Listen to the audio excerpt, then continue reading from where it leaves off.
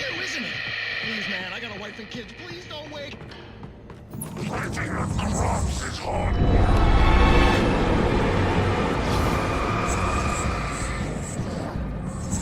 I think we can make it through here, Al!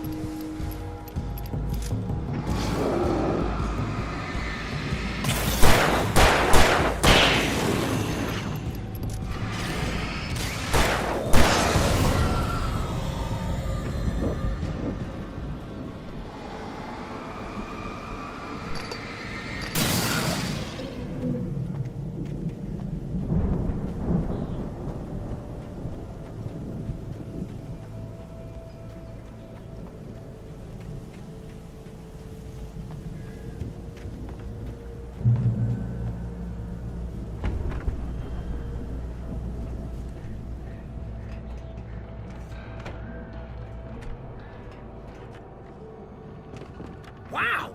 Those geezers had quite a production going on. Ooh, you know what, Al? If we make it through this alive, I'm gonna start representing them. Yep, sell this stuff online, maybe get a reality show going, release a new single.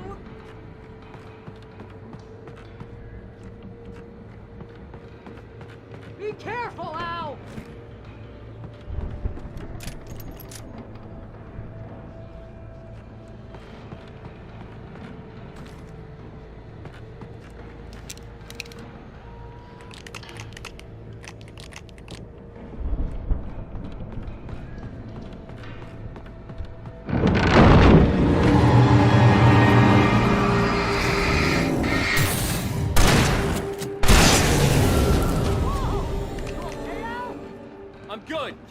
eyes open, okay?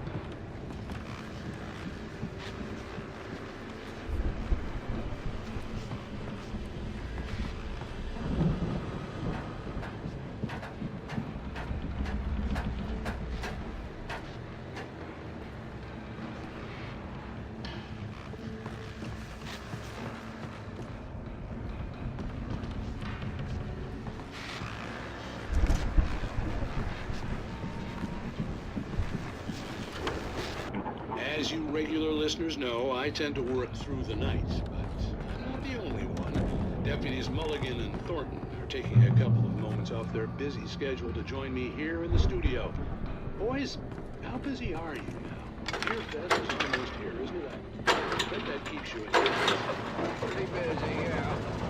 Actually, Pat, we've been real busy with other stuff, which concerns an ongoing investigation. I could see the building that had to be the Andersons' home on the other side of the field. It wasn't far now. I wasn't worried about trusting the ramblings of two burned-out geriatric wrecks. They had the goods.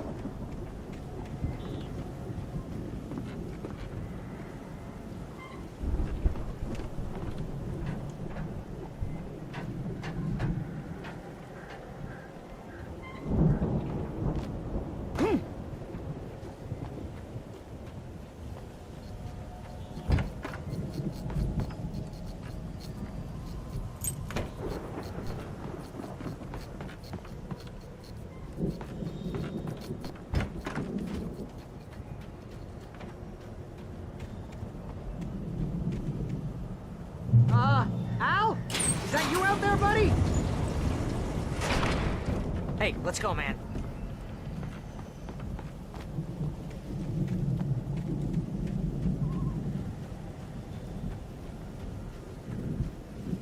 I think we're gonna have to work together to open this gate, Al.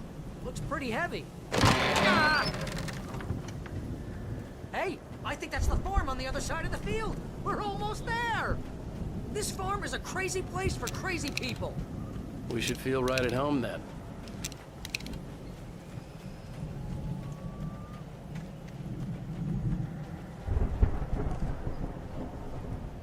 Come on, one more thing. Let's do this thing.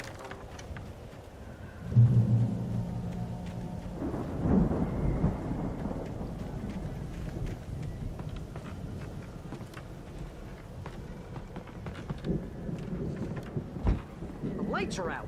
I guess we better check the fuse box. You know, this place looks kind of lived in. I thought the Andersons were in the booby hatch.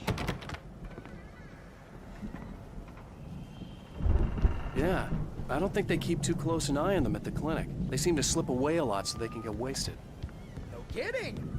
Those guys sound awesome.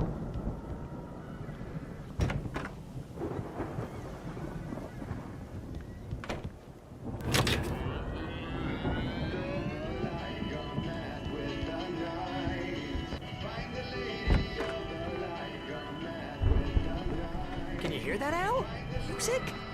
Of course. We need to find where it's coming from. That's the message the Andersons talked about. That's the whole reason we're here. Lady of the Light? Oh, that's gotta be... What's her face? The crazy lamp lady from the town. Cynthia Weaver. Right. Must be.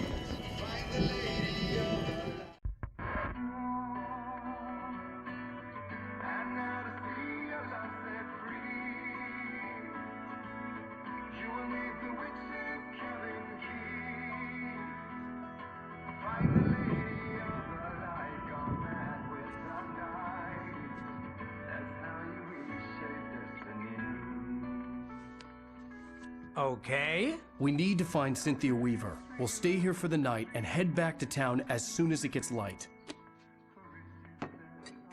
Hey, Al. Lots of hours before dawn. Might as well get some rest. And by rest, I mean drunk. Come on, Barry, this is... Yeah, what the hell?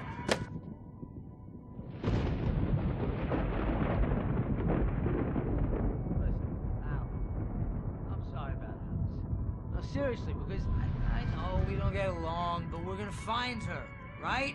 And even though you're a crazy bastard, I'm gonna stick by you, no matter what, ever, Al. Sure, like a brother. I'm a writer, goddammit. Correct.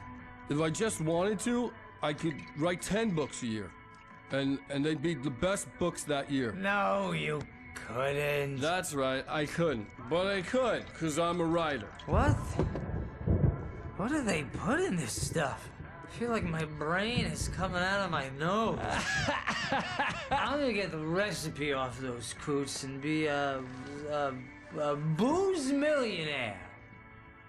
I just miss her, Barry. I just want her here with me. I know, Al. I know. It's gonna be okay. We're gonna make it okay.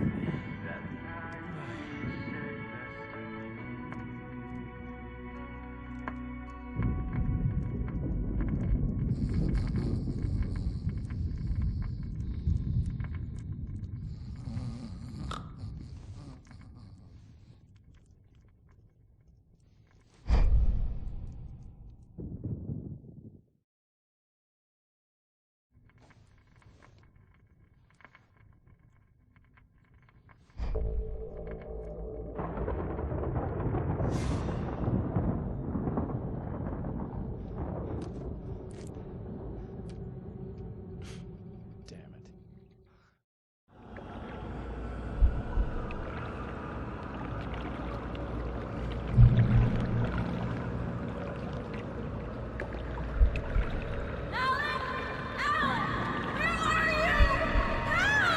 Alice, I'm coming. It's all right. I'm coming. It was a crazy drunken dream, and yet it was more than that. It was the truth, a suppressed memory unearthed by the Andersons' moonshine. I was there, an out-of-body observer. This was the night Alice and I had arrived at Bright Falls, the night Alice had disappeared. I had a chance to find out what had happened. I remembered being surprised to see the cabin dark. Alice would have never turned the lights off. I remembered thinking I caught a glimpse of her form underwater, sinking into the darkness. Diving after her was the last vague memory I had of that night. After that, the next thing I could remember was waking up behind the wheel of the crashed car and finding the first pages of the manuscript. Beyond this lost memory, there was nothing. I had to follow the footsteps of my past self to find out what had happened that night. I couldn't find her in all that blackness. I must have thought she drowned.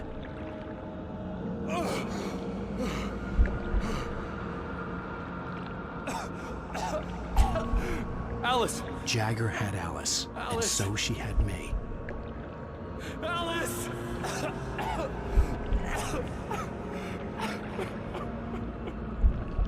I'd been easy prey. Look at the cabin. Is there someone in the window? Alice? Maybe she didn't drown after all. Maybe she's inside. Alice! Yes.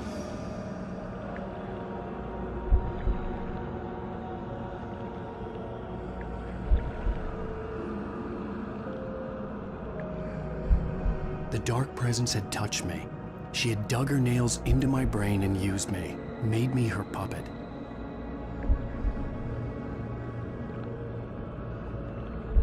She must be here somewhere. Maybe upstairs in the study. Alice! Yes, that's where she is. You can apologize. Alice! You laugh at the whole thing together and put it behind you. Alice? She's not here. You were foolish to think so. No, she's dead. She drowned. No, no, no! It's your fault your wife is dead. You are guilty. All she wanted was to help you right. You killed her. Oh, hush. There's still hope. Cauldron Lake is a special place. Here, you have the power to change things.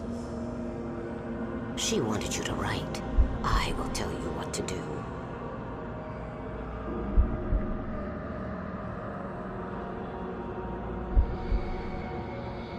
You can write her back.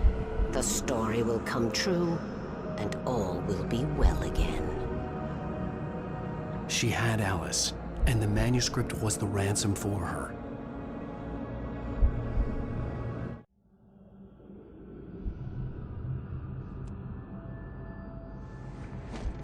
Yes. All right. I'll fix it. I'll bring her back.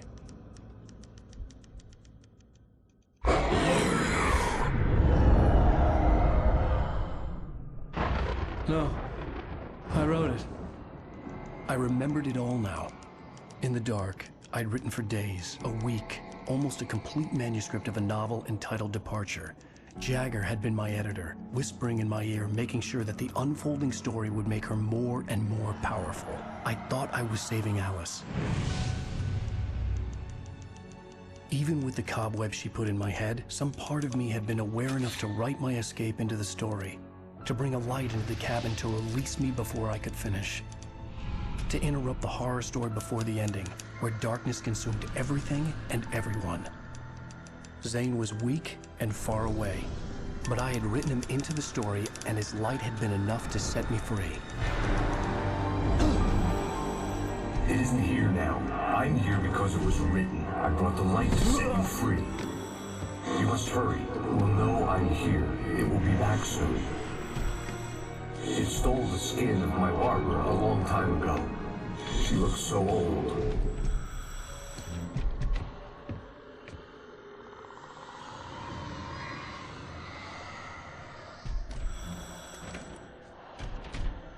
I'd woken up, confused and groggy, my mind consumed by darkness and fear. All I could do was to escape.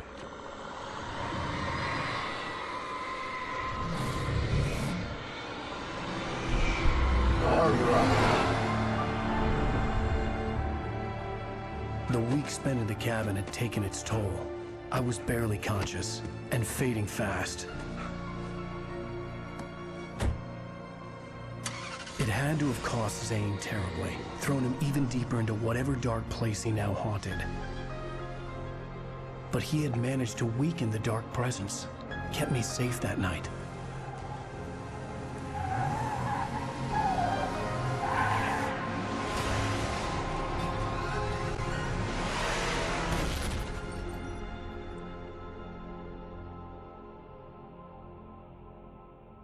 I wrote it. It's my fault. That's right, James Joyce. It's your fault, and you're gonna pay for it.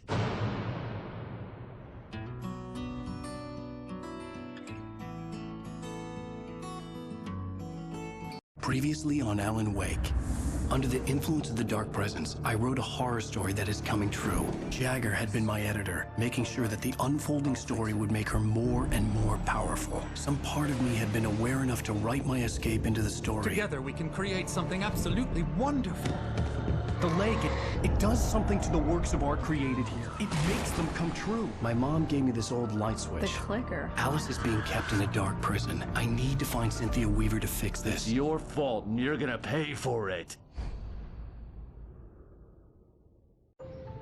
Well, we're expecting a record crowd from the neighboring counties. Naturally, we hope to break the record set by last year's Moose Fest in our neighboring town, Watery.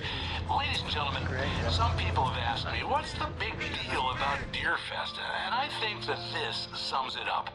It's about friendship and community. We've got a great party coming up, but let's try to hold it in until tomorrow and get through the night in one piece, all right? I have it. Someone will come for it when the time is right. Thomas said so. He wrote it. The key is insurance. It's my job to keep it safe. Safe in the light. Always in the light.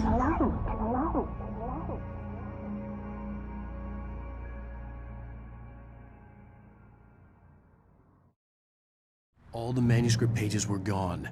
The FBI agent had taken them. I think my tongue just took a crap in my mouth.